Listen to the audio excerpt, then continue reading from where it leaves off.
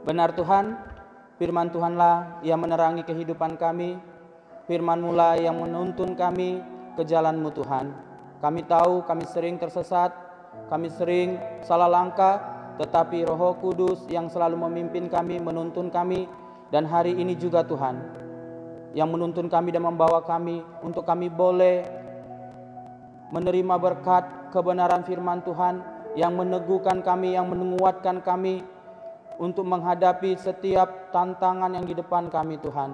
Biarlah hamba-Mu yang terbatas ini pakai hamba untuk menyampaikan apa yang Tuhan ingin sampaikan melalui hamba. Di dalam nama Tuhan Yesus Kristus kami berdoa. Amin.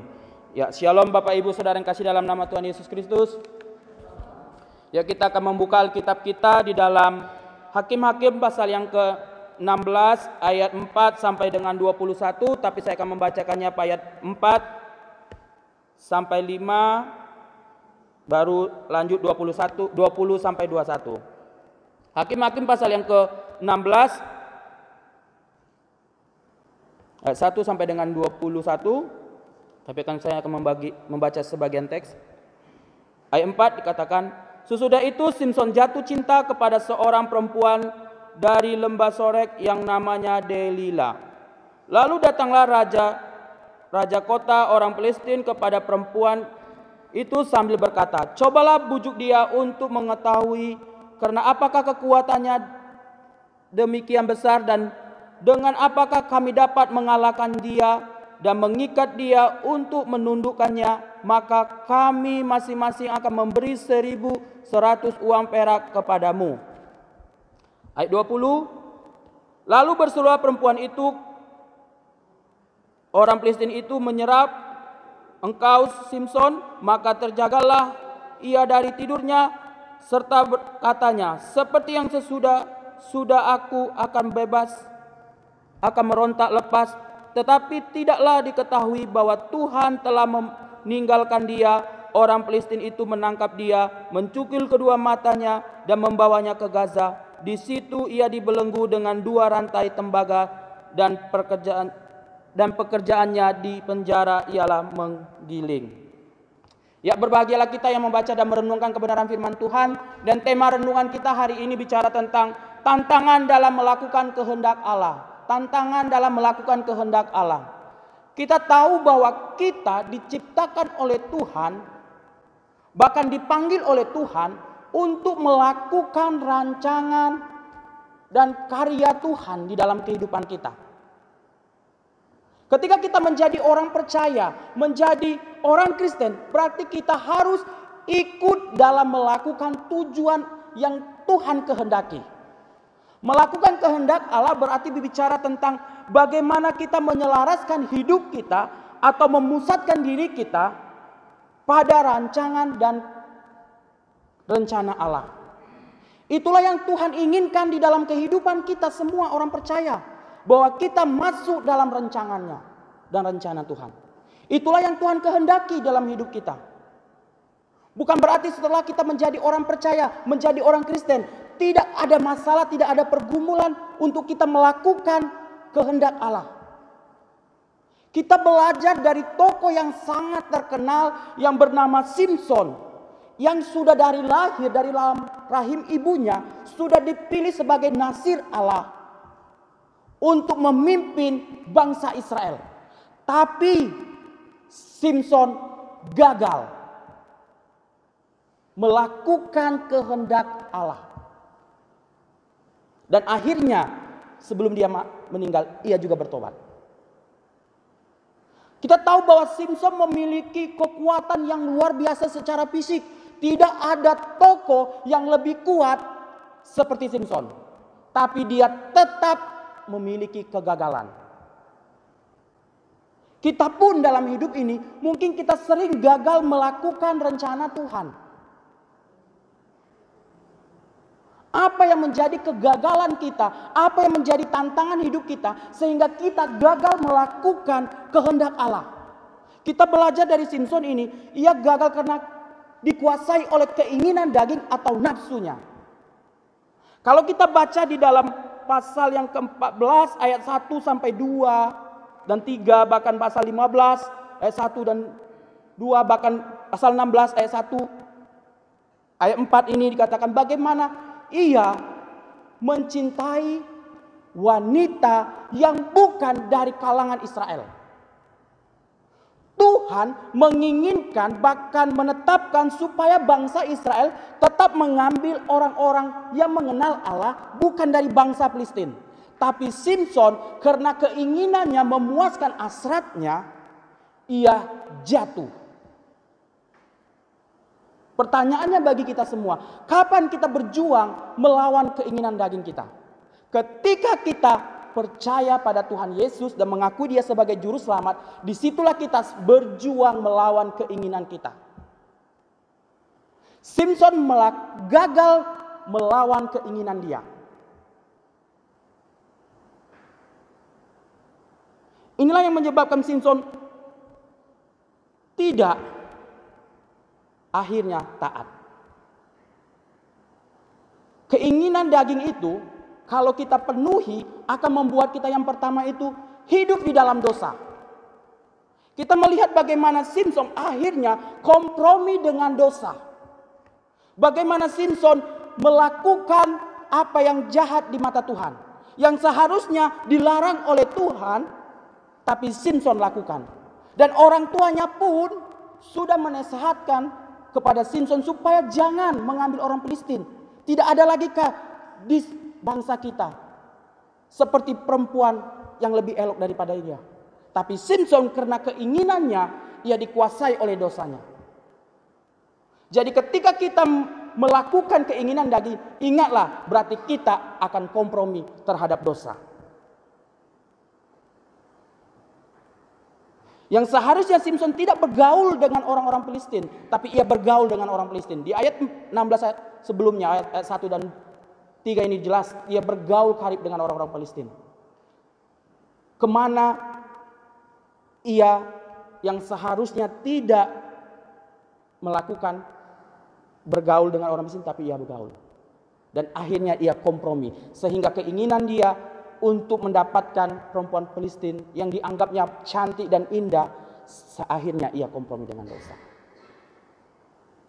Kalau kita hidup dengan keinginan daging itu akan menyebabkan kita menjadi musuh Allah. Kalau kita baca di dalam Roma pasal yang ke-8 ayat yang ke-7 dikatakan bahwa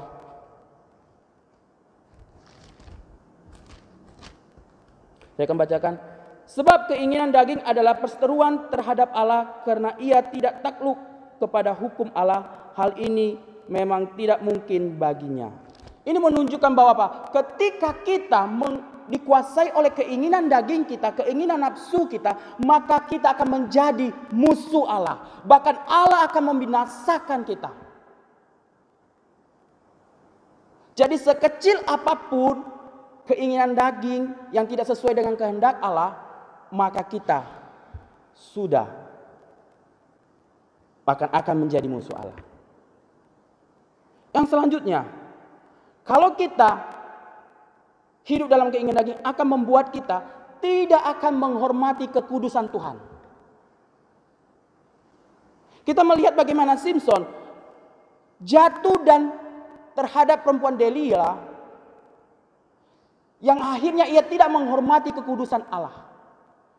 Yang seharusnya ia dipilih dan sebagai nazir Allah harusnya dikhususkan, tapi ia jatuh. Sehingga ia tidak menghormati kekudusan Allah. Padahal Allah tidak menginginkan hal itu terjadi. Tapi karena keinginannya, karena hasratnya, ia tidak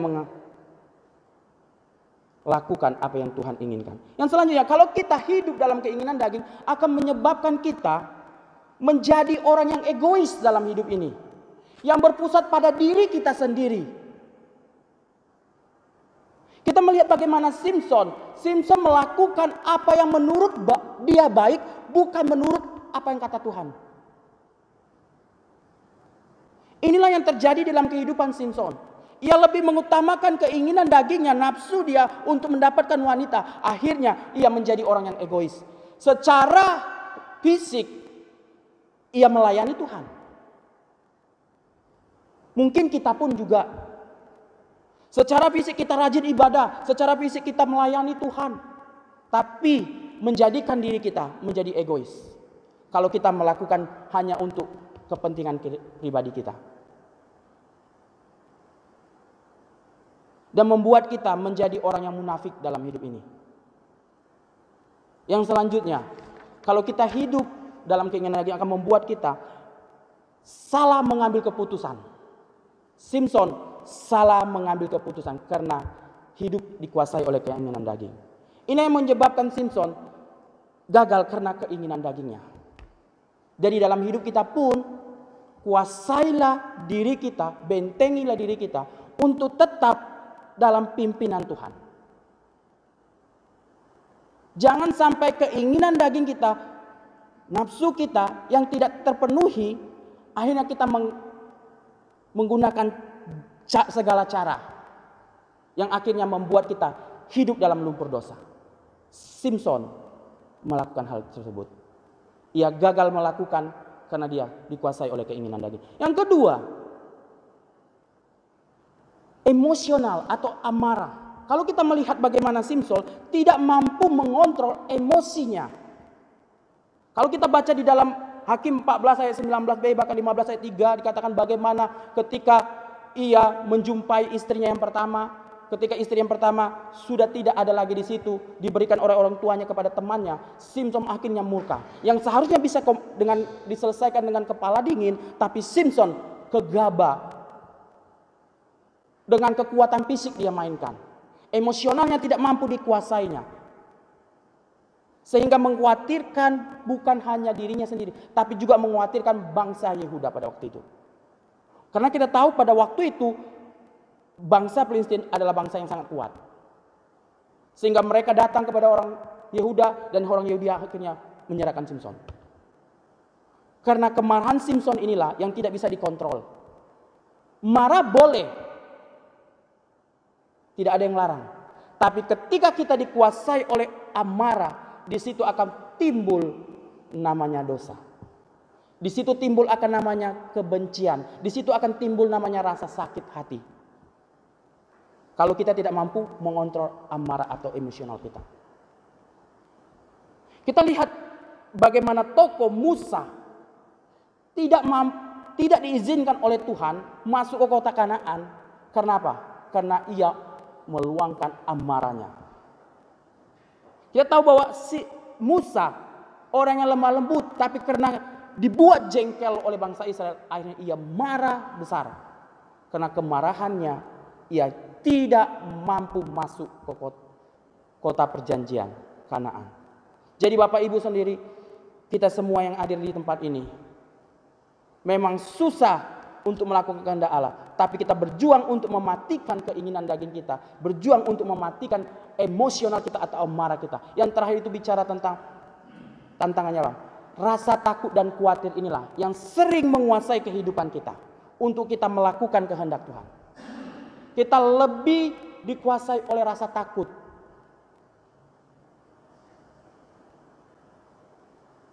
Bagaimana dalam kehidupan kita Tuhan selalu mengingatkan kita, bahkan firman Tuhan Alkitab katakan 365 kali Tuhan berkata jangan takut. Ini menunjukkan bahwa hidup ini supaya kita tetap bisa melakukan kehendak Allah, buanglah rasa takut. Bukan berarti tidak ada rasa takut, ada. Jangan sampai kita dikuasai oleh rasa takut dan kekhawatiran yang berlebihan. Amin buat kebenaran firman Tuhan. Mari kita berdoa. Bapa kami di dalam kerajaan surga, terima kasih Tuhan untuk firman-Mu yang mengingatkan kami Tuhan, untuk kami hidup melakukan apa yang Tuhan kehendaki. Ajar kami Tuhan untuk melakukan kehendak Tuhan di dalam kehidupan kami. Kami sering jatuh Tuhan, tapi kami rindu Tuhan, Engkau Allah sendiri yang membimbing kami, yang memimpin kami Tuhan, sehingga kami boleh melakukan apa yang menjadi kehendak-Mu di dalam kehidupan kami, sehingga kami Tuhan boleh berkenan di hadapan Tuhan. Kami belajar dari kegagalan Simson, bagaimana Simson dikuasai oleh keinginan dagingnya, oleh amarahnya Tuhan. Ini mengingatkan kami lagi Tuhan, supaya kami bisa mengontrol amarah kami, bahkan kami boleh mematikan segala keinginan kami, keinginan daging kami, yang menyebabkan kami boleh nantinya Tuhan, kalau kami hidup dalam keinginan daging, hidup di dalam dosa. Kami tidak mau Tuhan, tapi kami mau biar Roh Kudus yang membuat kami mampu melawan keinginan daging kami. Biarlah Tuhan, hamba-Mu sudah berbicara, tetapi firman Tuhan tidak akan pernah berhenti berbicara bagi kami pribadi lepas pribadi. Di dalam nama Tuhan Yesus Kristus kami